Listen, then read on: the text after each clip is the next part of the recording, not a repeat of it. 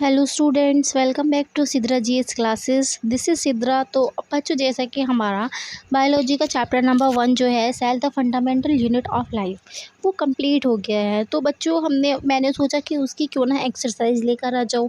तो बच्चों, मैं आज आपको कराने वाली हूँ उसकी बैक एक्सरसाइज के क्वेश्चन, जितने भी उसमें क्वेश्चंस है हम लोग सभी डिटेल में डिस्कस करेंगे। ओके स्टूडेंट्स, एंड आप उसको नोट डाउन करिएगा या फिर उसका स्क्रीनशॉट लेके अपनी कॉपी में नोट डाउन कर लीजिएगा, ठीक है। तो स्टूडेंट्स, आइए स्टार्ट करते हैं। तो क्वेश्चन नंबर 1 क्या है मेरे पास? क्वेश्चन नंबर 1 ये है, make a comparison and write down ways in which plant cell are different from animal cell.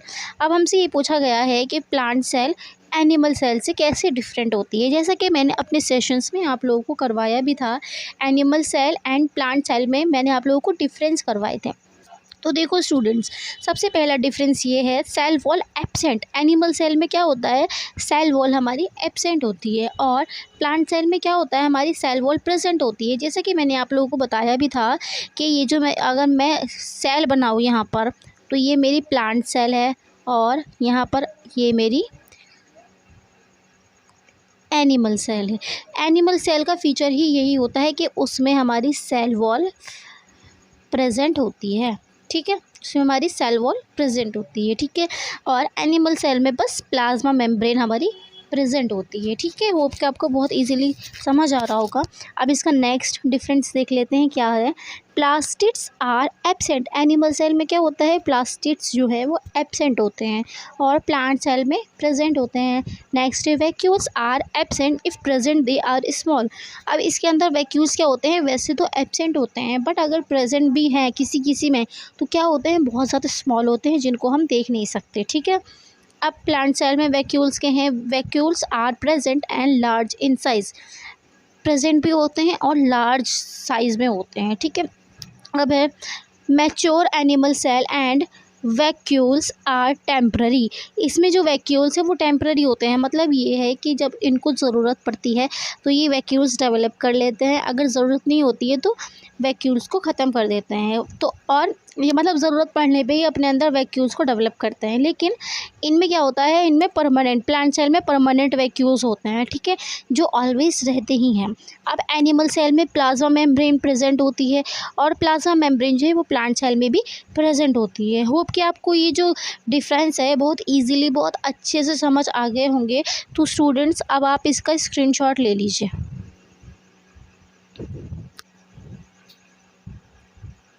तो स्टूडेंट्स, अब चलते हैं हम आगे की तरफ और आगे देखते हैं कि आगे हमारे पास कौन कौन से क्वेश्चंस हैं।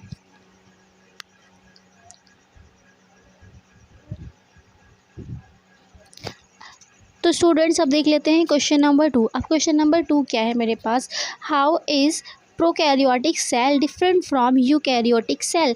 ये भी मैंने आप लोगों को अपने मतलब सेशंस में करवाया हुआ था कि प्रोकैरियोटिक सेल और यूकैरियोटिक सेल में क्या डिफरेंस होता है। तो आइए यहाँ पर भी देख लेते हैं। अब प्रोकैरियोटिक सेल जो होती है, प्रोकैरियोटिक सेल में क्या होता है, हमारा प्रिमिटिव न्यूक्लियस होता है, ठीक है, प्रिमिटिव न्यूक्लियस होता है। और यूकैरियोटिक सेल में हमारा ट्रू न्यूक्लियस होता है, जिसको हम इजीली देख सकते हैं। अब साइज़ की अगर हम बात करें तो प्रोकैरियोटिक सेल का जो साइज़ होता है वो होता है हमारा 1 to 10 माइक्रोमीटर, और यूकैरियोटिक सेल का साइज़ होता है 5 to 100 माइक्रोमीटर। यानी यूकैरियोटिक सेल जो है हमारी वो बड़ी होती है किससे, प्रोकैरियोटिक सेल से, ठीक है। होप कि आपको बहुत इजीली क्लियर हो गया होगा। अब देखो, इधर है न्यूक्लियस एब्सेंट। इनमें क्या होता है, हमारा न्यूक्लियस एब्सेंट होता है, अगर होता भी है तो बहुत प्रिमिटिव, मतलब बहुत पुराना, ठीक है। और इसमें न्यूक्लियस प्रेजेंट होता है। यूकैरियोटिक सेल का फीचर ही यही है कि इसमें न्यूक्लियस प्रेजेंट होता है। प्रो का मतलब ऐसे समझ सकते हो, पुराना, हिंदी में अगर मैं बोलूँ तो पुराना यानी प्रिमिटिव, और यू यानी ट्रू। कैरियोटिक का मतलब तो आप लोगों को पता ही होगा कि ये कैरियोटिक का मतलब सेल होता है, ठीक है। अब देखो, अब है नेक्स्ट डिफरेंस, न्यूक्लियोलस एब्सेंट। अब न्यूक्लियस एब्सेंट है तो ऑब्वियसली न्यूक्लियोलस भी एब्सेंट ही होगा। इसमें क्या होता है, न्यूक्लियोलस प्रेजेंट होता है, ठीक है। अब नेक्स्ट है सेल ऑर्गेनेली एब्सेंट। इसमें हमारे कोई भी सेल ऑर्गेनेली नहीं पाए जाते हैं, ठीक है, सिर्फ राइबोसोम्स को छोड़ के। राइबोसोम्स जो होते हैं वो सिर्फ इसमें पाए जाते हैं, ठीक है। अब और सेल ऑर्गेनली इसमें प्रेजेंट होते हैं यूकैरियोटिक सेल में। ठीक, उसके बाद हम बात करते हैं क्रोमोसोम। क्रोमोसोम सिंगल टाइप के पाए जाते हैं, ठीक है, कि क्रोमोसोम बस ये वाले एक ही क्रोमोसोम ऐसे पाए जाते हैं इनके अंदर। ठीक, और इसके अंदर मोर देन वन क्रोमोसोम यानी मोर देन वन क्रोमोसोम इसमें पाए जा सकते हैं। ठीक है, अब इसके एग्जांपल्स क्या हैं? प्रोकैरियोटिक सेल के बैक्टीरिया, ब्लू ग्रीन एल्गी, ठीक है, यही सब है इसके एग्जांपल्स। अब है यूकैरियोटिक सेल। यूकैरियोटिक सेल के एग्जांपल्स है fungi, plant cell and animal cell. Hope कि स्टूडेंट्स आपको ये डिफरेंस बहुत इजीली क्लियर हो गया होगा। अब आप इसका स्क्रीनशॉट ले लीजिए, फिर चलते हैं हम आगे की तरफ।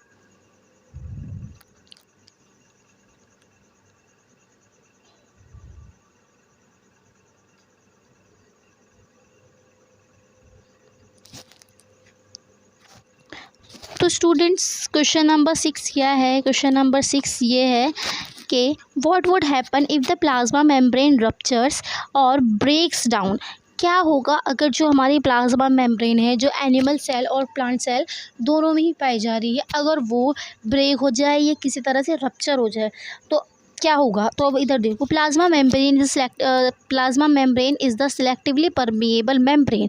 प्लाज्मा मेम्ब्रेन जो है वो सिलेक्टिवली परमिएबल है, मतलब ये है वो अपने अंदर हर किसी पार्टिकल को आने की परमिशन नहीं देती, वो किसी किसी पार्टिकल को अपने अंदर आने की परमिशन देती है। That surrounds the cell and allows to the entry and exit of selected materials.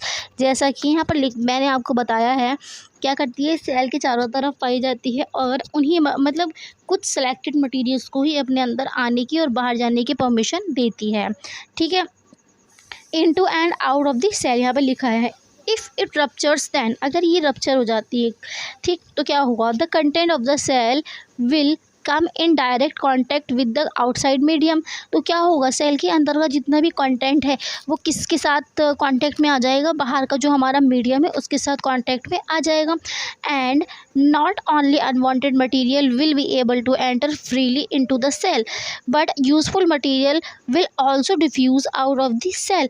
तो क्या होता है, तो जब ये रप्चर हो जाती है तो बाहर का जो हमारा जितना भी वेस्ट मटेरियल है सब मतलब सब के सब अंदर आने लगते हैं, और जो अंदर हमारे यूज़फुल मटेरियल भी है सेल के अंदर जो काम का है वो भी उसके अंदर से बाहर निकलने लगता है।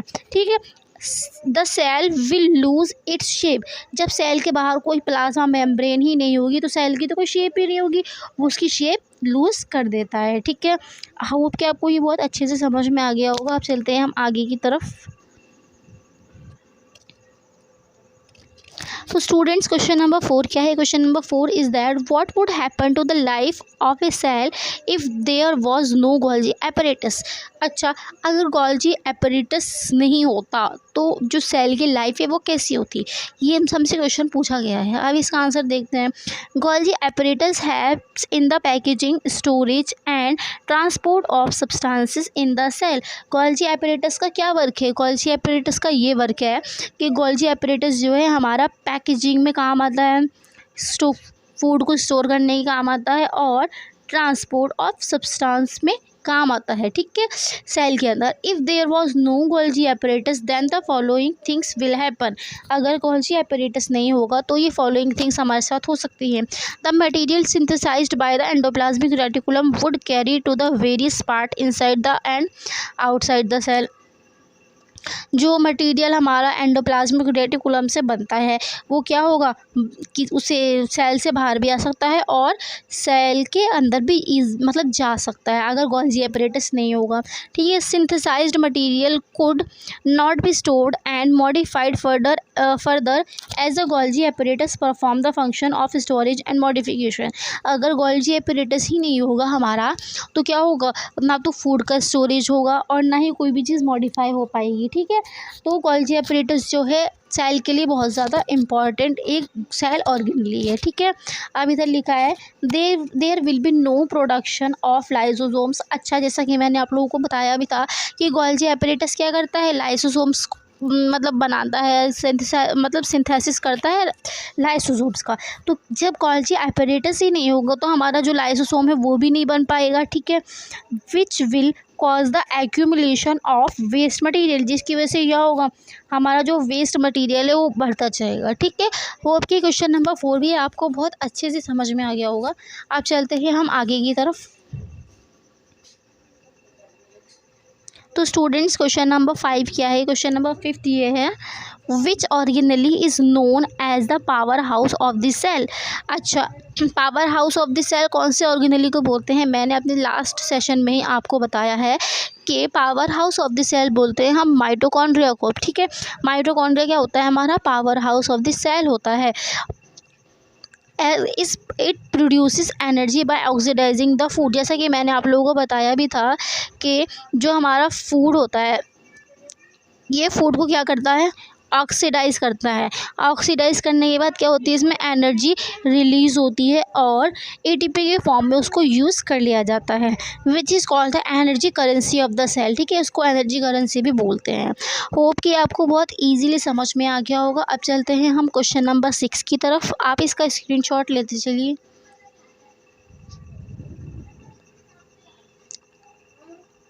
अब क्वेश्चन नंबर 6 क्या है, question number 6 is that where do the lipids and proteins consisting the cell membrane get synthesised. अब जो हमारे लिपिड है और प्रोटीन है वो कहाँ पे, मतलब कहाँ पे कंसिस्ट करते हैं और मतलब कहाँ पे सिंथेसाइज होते हैं। तो देखो आंसर क्या है, lipids and proteins consisting the cell, मतलब ये है कि लिपिड और प्रोटीन क्या कंसिस्ट करते हैं, उसके पास क्या क्या होता है और कहाँ पे ये सिंथेसाइज होते हैं। अब देखो, lipid and protein consisting the cell membrane are synthesised in the endoplasmic reticulum, किसके अंदर बनते हैं, एंडोप्लाज्मिक रेटिकुलम के अंदर बनते हैं। अब ये है हमारा SER का मतलब होता है स्मूथ एंडोप्लाज्मिक रेटिकुलम। जैसा कि मैंने एंडोप्लाज्मिक रेटिकुलम भी आप लोगों को 2 टाइप का पढ़ाया था, smooth endoplasmic reticulum and rough endoplasmic reticulum. तो स्मूथ एंडोप्लाज्मिक रेटिकुलम जो है वो क्या हेल्प करता है, help in the manufacturing of lipid. जो हमारा स्मूथ एंडोप्लाज्मिक रेटिकुलम है वो लिपिड्स को बनाता है। ठीक है, अब है rough endoplasmic reticulum. Rough endoplasmic reticulum has particles attached to its surface called ribosomes. अच्छा, रफ एंडोप्लाज्मिक रेटिकुलम को मैंने आप लोगों को बताया था, जैसे कि ये मेरे पास एंडोप्लाज्मिक रेटिकुलम है। ठीक है, ये एंडोप्लाज्मिक रेटिकुलम मेरे पास है। ठीक, अब इस एंडोप्लाज्मिक रेटिकुलम की सरफेस से कुछ हमारे पार्टिकल्स जो हैं, हमारे पार्टिकल्स अटैच्ड होते हैं कुछ इस टाइप से यहाँ पर।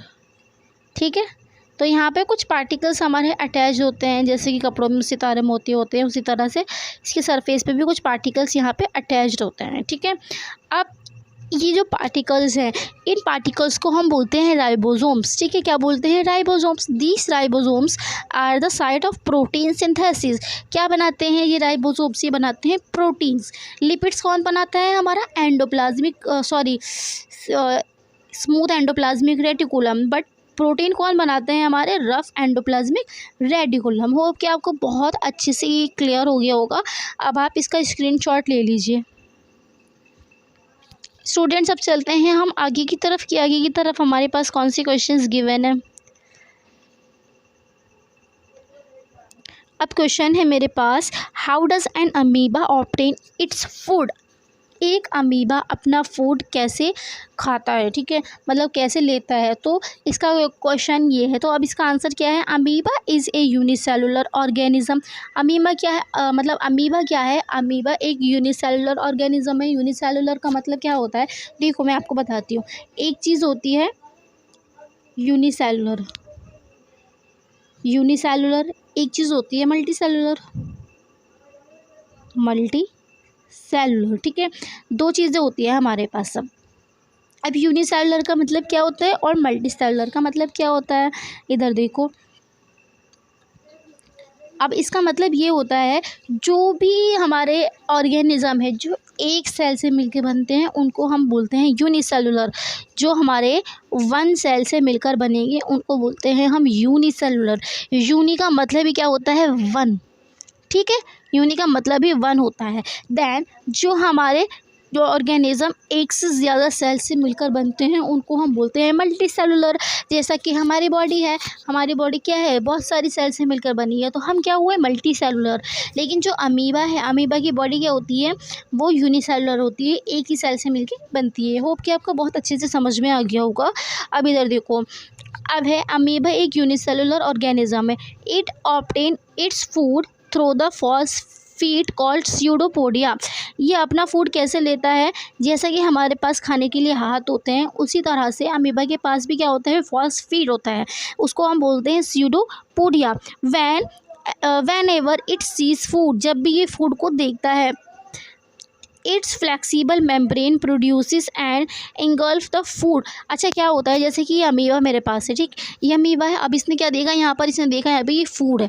अब क्या करेगा, ये इसने देख लिया फूड, तो ये क्या करेगा, अपने ही बॉडी में से कुछ इस टाइप की ये शेप बना लेगा।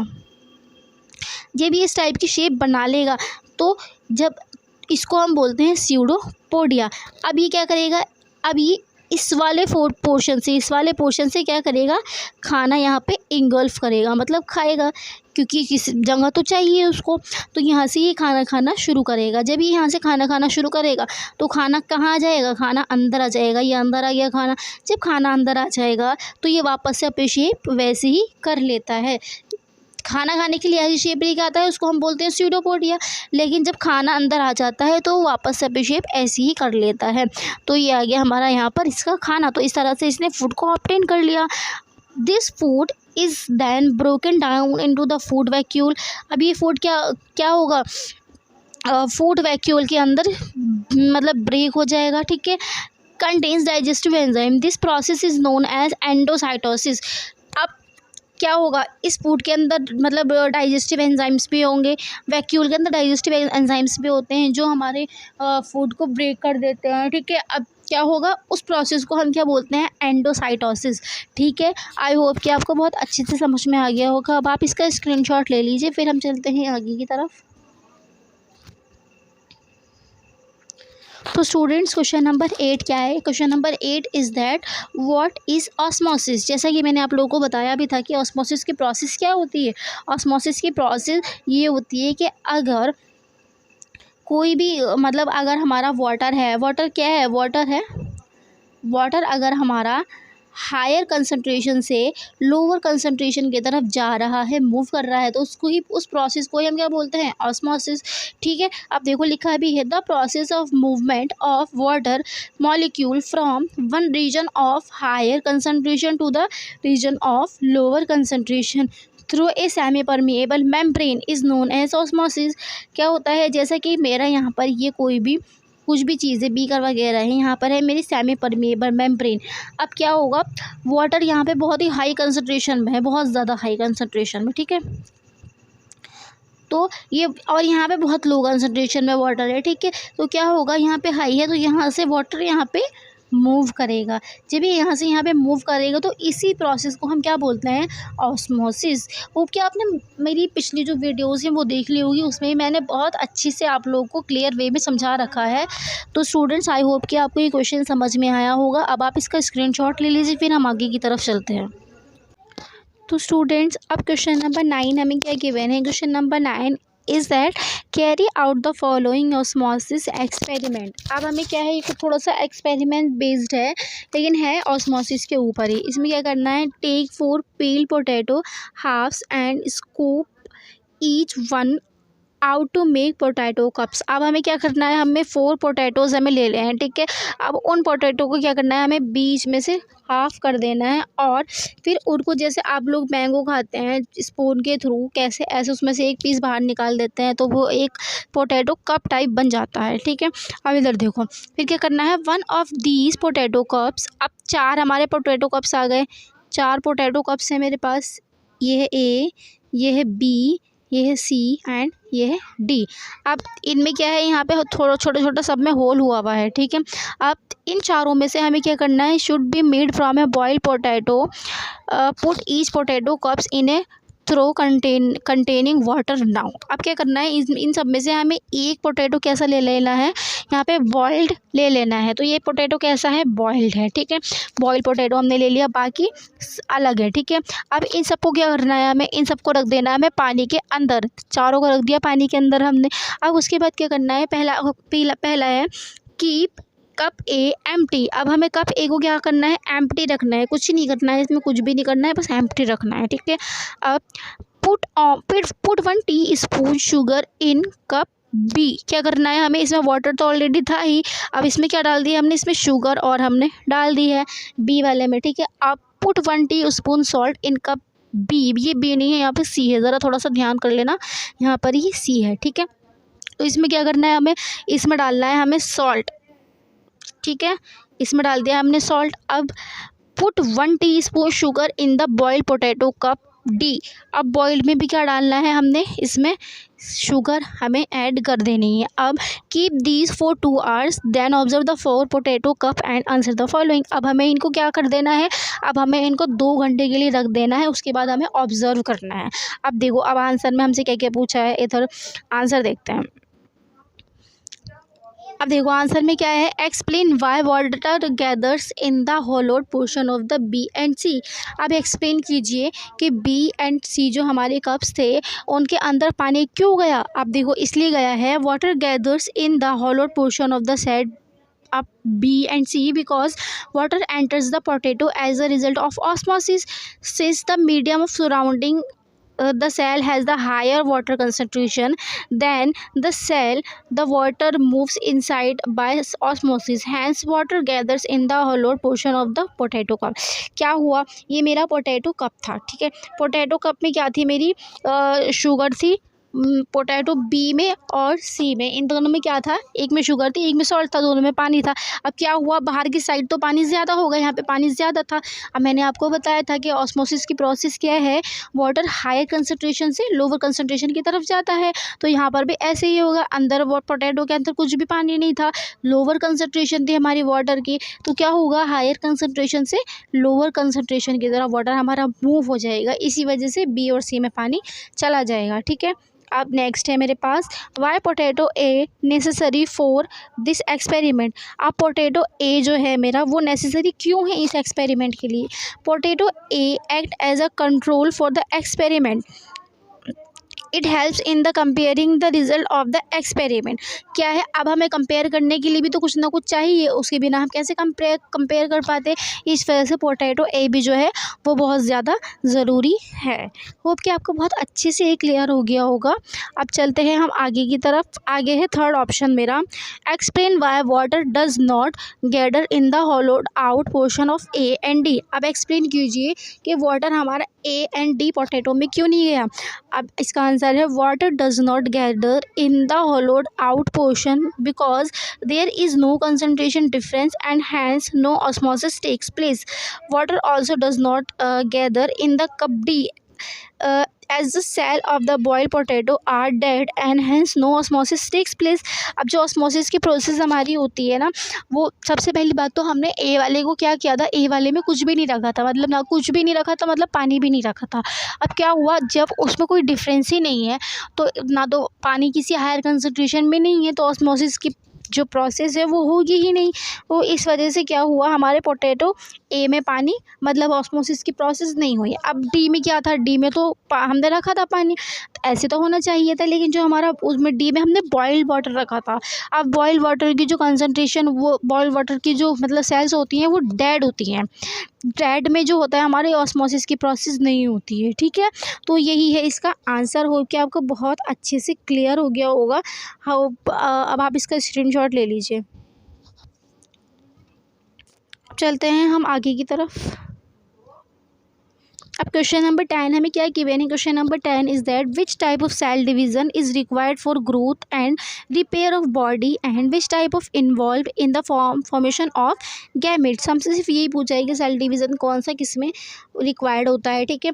अब इधर देखो, there are 2 ways in which cell divides. हमारे पास 2 वेज है जिससे हमारी सेल डिवाइड करती है, एक है माइटोसिस, एक है मियोसिस, ठीक है।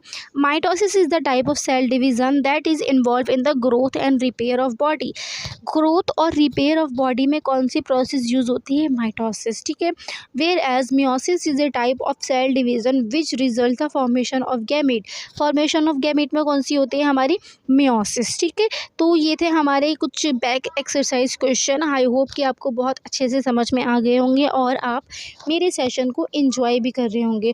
तो स्टूडेंट्स आज के लिए इतना ही। तब तक के लिए आप पढ़ते रहिए, एनसीईआरटी को रिवाइज करते रहिए और मेरे लेक्चर्स को देखते रहिए। होप कि आप लोग सारे वीडियोस देख रहे होंगे और उन्हें लाइक भी कर रहे होंगे। तो अगर आपने मेरे चैनल को लाइक नहीं किया है और सब्सक्राइब नहीं किया है तो प्लीज़ मेरे चैनल को जाके सब्सक्राइब कीजिए, लाइक कीजिए, कमेंट कीजिए एंड शेयर कीजिए। और स्टूडेंट्स अब जो हमारा नेक्स्ट चैप्टर स्टार्ट होगा तो प्लीज़ आप लोग मुझे कमेंट बॉक्स में कमेंट करके बताइएगा कि मुझे कौन सा चैप्टर स्टार्ट करना चाहिए। अदरवाइज़ मैं इससे नेक्स्ट वाला चैप्टर स्टार्ट करने की सोच रही हूँ। तो स्टूडेंट्स मिलते हैं अपने नेक्स्ट वीडियो में। Thanks for watching.